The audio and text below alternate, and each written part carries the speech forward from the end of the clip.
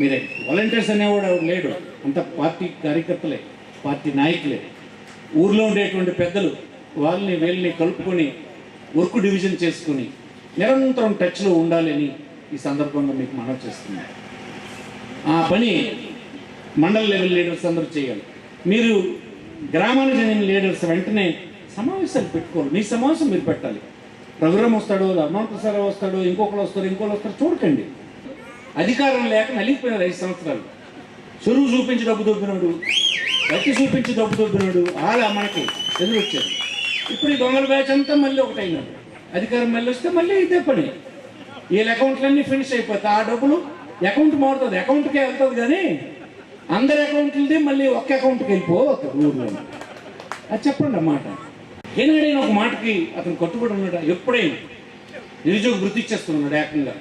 ఏంటి ఉద్యోగం ఇవ్వకపోతే, ఉద్యోగం ఇవ్వకపోతే అప్పుడు ఏంటి అసలు గోడల మీద ఏ గోడ చూడండి నింపారు. బాబు వస్తే జాబ్ వస్తుంది, బాబు వస్తే జాబ్ వస్తుంది. బాబు వచ్చినాడు కానీ పగిలిపోయింది. 5 సంవత్సరాలు అయిపోయింది, ఎట్రాలే.